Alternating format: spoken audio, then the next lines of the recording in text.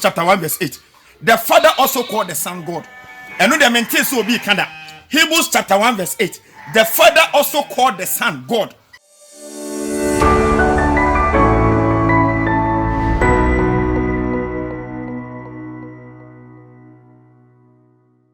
The gospel must go, and the gospel is still going.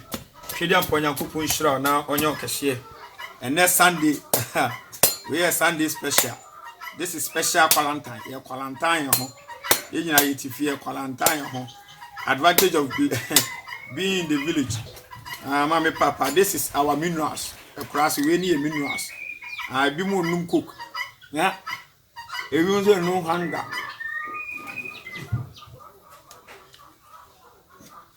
Yes, you are num coconuts.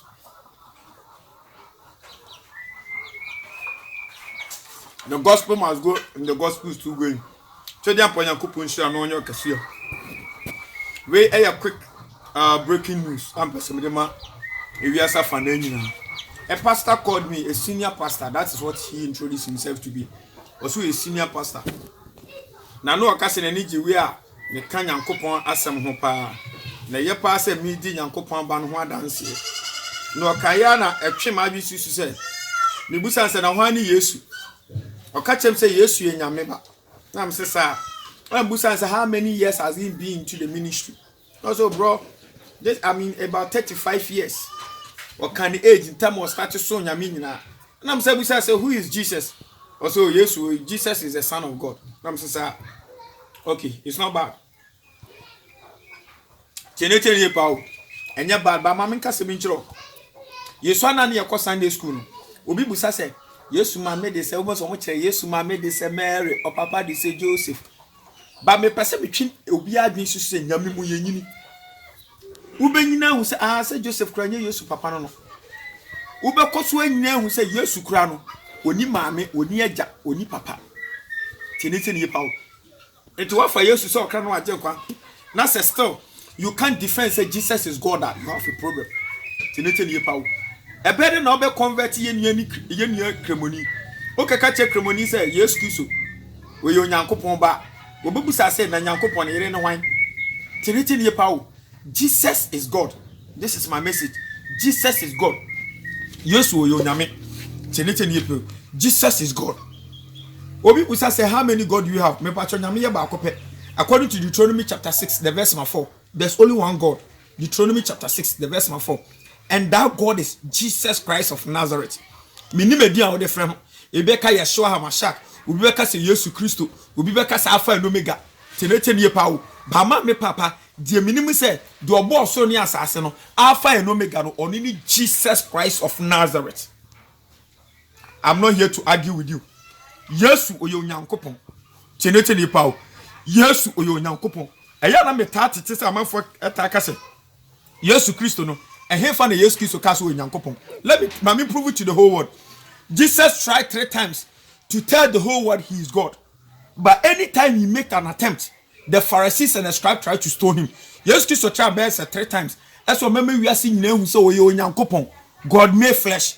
Tina Colossians chapter 1 verse 15. Was see Jesus is the image of the invisible God. Nyankopon na yemfa ye ni hu no. Mesro, so wo hwehwe nyame na wo sia Yesu asan. According to Colossians 1:15, was say so wo hwehwe Nyankopon na wo sia Yesu asan because he is the image of the invisible God. Mami yenwura twakunkum kakra. Obi babusa say ehemfa na Yesu Kristo ka so Nyankopon. Me pacho me be ma wo 3 situations a Yesu Kristo kire se wo Nyankopon. Nanso mama na nkyerechire ne kasa mu. Edi nka John 10:30. John 10:30. Okay, say I and my father are one. What happened in 31? Bible say the Pharisees took stone. Say yes, Christo person say woni Nyankopon ye baako. Wo ayi your friend say Joseph carpenter ni ba, Mary ba. What person say woni Nyankopon ye baako. They never let Jesus talk. They tried to stone him and Jesus fled. Ofromu koi. Me pacho yenko another scenario. We can John chapter 5 the verse 17 to 18 so e bra oguru a synagogue nim na obi yale achacha e no sa na yare. Osari yare no because na homeda e na wo wasa yare no. What asem Yesu so catch mo. Was say my father is still working and I am also working. As it nie akwa say me say me nante Yusunsum di machi. Meaning say there's no difference between my shadow and I. It is a statement no. strive for who say yes Christ person chese o Nyankopon. There they tried to stone him and was didn't win tie. Last attempt, working kind the book of John chapter 8, the verse 56 to 59. A bro or no more kasa and Abraham, Abraham, will be a winning most embrasono. And why you excuse of almost have here. My Abraham Crano or person could be who sad away. Tenation ye pow. Now answer my Abraham crab banam me. It's English in Becca said before Abraham was, I am. Before Abraham was, I am. John chapter 8, the verse 56 to 50 or the call 9. And once your major some the boy, a best omesi yesu abo because of blasphemy or nuni papa so yen who say Yankopon.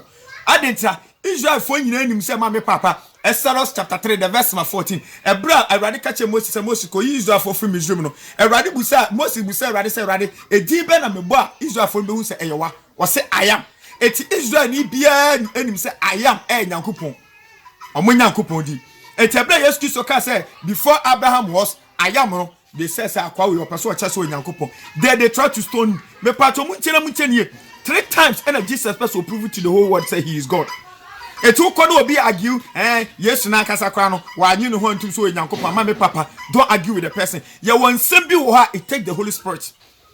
E tie duro be free first one John 10:30.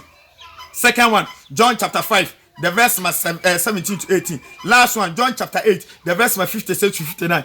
And when yes Christ say, and then make us John chapter 3, 11 to 13. Samakasa su so asamachiramo. Na sama antia se de, and then make us ready and madam antia se. Etima me papa, after Jesus begin to change his dialogue. It's Matthew chapter 13, verse 10. Was say here, or kasa bebuum. Or to the omo better montiasie, who no mubo who no so or muhumu, because I make Kasana what yes and Alberto Bobomi. It from there onwards, whenever Jesus want to refer to his spirit, was a eja. And to read the Bible and you say, my father, eja. Yes, Christ cast eja in the spirit no casatre. But the moment I obeka ni pleno, a lipa beka so blasphemy, yabato boede, abon. It's a free or yes, Christ was the casa or person cast in the spirit was with the mebu seja. Yes, you kiss your sister in the Casano. Tenete ye pow. Send a sheer folk on Omonamo. Omus, and you went on and I jab you and you knew so no Yankupo dinity. Eti deco, yes, kiss your sheer for needed. Okay, can John chapter 14 now, 1 to 15 now. Omudi Diano, and a mamma papa Philip. Say yes, kiss your sister in the dialogue now, or Casa abebuum, parables, proverbs, or Monson Tiase. Eti deco mudi Diana Philip. Philip, our general was there be now papa or I don't yanko papa no mu. Now we are calling here be do it. And when a Philip busa yes Christ say yes, yes, sir. Say a jabi ho dia, chire a jano, na no ade, a sombo mai. Yes, Christ her Philip say no asre say, hey, Philip, it me pa to muntie ye. Philip wanted to know the father. Philip episode who yes Christ papa. Eti ha na yes Christ be ne papa. Eti yes Christ catch Philip say Philip. Eti minimum order that entimu hu mi ana. Here Philip, me am friend me rabbi. Me am friend eba no. Je wo hu mi no hu agya no. Na sa Philip wonyimi ni kura ensema efiri mi mu ne spirit. Ensema efiri mi mu ba nyam na mi na mi kan. Honhom na ere etim mu no. Eti ha no Yesu Kristo person chese ono ane agya no. There's no difference between the son, the father and the spirit. Eto kenka the book of my papa 1 John chapter 5 verse 7. Was see this 3 bears record, the Father, the Son, and the Spirit. Obedience or say on, and all these 3 are one. There's no difference between the Father, there's no difference between the Son, there's no difference between the Spirit. Or say all these 3 are one. 1 John chapter 5 verse 7. Metuma di edi asibi so. Hwe on say Nyankopon say oboni pase ni su ene ede ne saso. Metuma di de sibi so. Oboni pase ni su ene ne saso. Say so obi busa say ni pase na e kasa obeka say nipa baako. But according to 1 Thessalonians chapter 5 the verse 23 no. 1 Thessalonians chapter 5 the verse 23 no.